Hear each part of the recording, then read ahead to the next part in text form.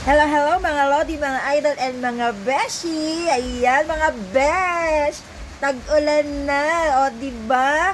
Goodbye sa mainit na panahon. O diba? Malamig-lamig na. So anyway, kahapon talagang grabe ang pagod ko. Sobra. Pero, yung huling pinuntahan namin ng asawa ko, yung division office, natouch ako doon sa isang staff, no?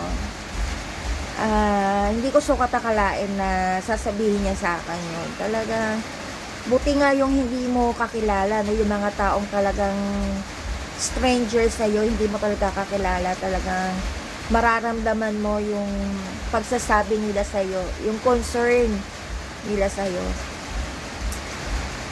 Nung inabot niya sa akin yung mga papel na pinapirmahan ko, napatingin ako sa kanya. Sabi niya, ma'am. Tapos, inabot niya sa akin yung papel. Sabi niya, ma'am, pagaling ka. Sabi niya gano'n sa akin. So, parang parang nagulat ako. Sabi ko, sa isip-isip ko, paano niya nalaman na ganito, ganyan. Tapos, 2 beses niyang inulit. Sabi niya, ma'am, pagaling ka. Basta ma'am, magpagaling ka. Sabi niya gano'n sa akin. So, natutuwa ako na, alam niyo yun, yung kahit yung ibang tao na hindi mo kakilala, totally strangers, mararamdaman mo yung concern o yung malasakit. Talaga, nagulat ako nung sinabi niya na, ma'am, pagaling ka. Basta magpagaling ka, ma'am. Kaya, habang ano ko lang siya, pinagbastan ko siya, ninitian ko siya. Tapos nagpasalamat ako sa kanya. Sabi ko, thank you. Tapos ninitaan niya ako, no? Yung ngiti na, yung mararamdaman mo yung kanyang sincerity. No? So siguro na nabanggit din ng ibang staff sa DO, sa division office, kami ganito nga akong sakit, may cancer nga ako. Kaya nung inabot niya sa akin yung papel, sabi niya, 2 beses niyang inulit, ma'am, magpagaling ka. Basta ma'am, magpagaling ka, sabi niya gano'n sa akin. So, sinuklian ko siya ng ngiti. No? Nung time na yun, gusto ko talagang maiyak.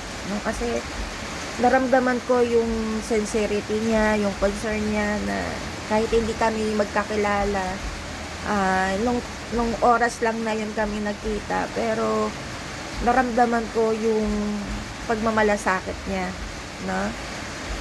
Sabi ko nga, buti tong tao na to na hindi ko kakilala, first time kong nakita.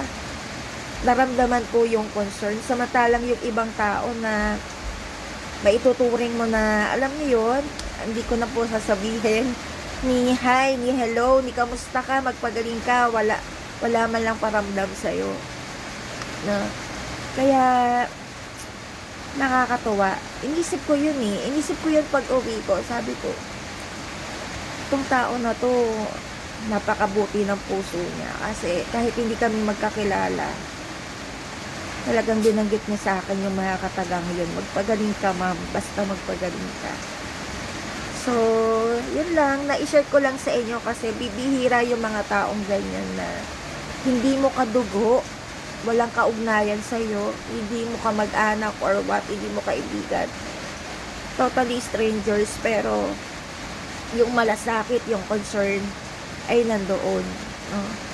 Parang yung mga bago kong kaibigan dito sa Facebook, mga bago kong kaibigan sa Reels, na madalas kong nakaka-chat through PM, nagko-comment, mararamdaman mo talaga yung sincerity.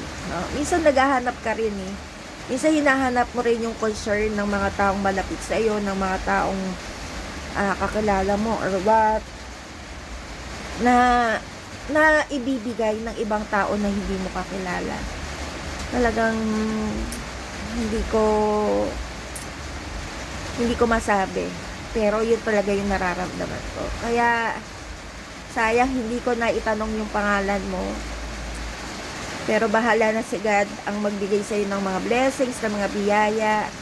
Sana kahit na malayo tayo ngayon sa isa't isa, na maramdaman mo na nagpapa-thank you ako sa iyo ng maraming. Sa iyo, yung isang staff sa DO, thank you very much. God bless. Lagi ka rin mag-iingat. Laban ka rin sa hamon ng buhay. So, yun lang mga kabeshi na i-share ko lang sa inyo kasi bibihira talaga yung mga taong may sinseridad, may concern, no, about sa kalagayan ng ibang tao na hindi niya naman kakilala. So, ingat po ang lahat. Maulan ang panahon, lagi magdadala ng payong. Have a nice night. Enjoy po ang lahat. Ingat po ang lahat. Bye-bye po.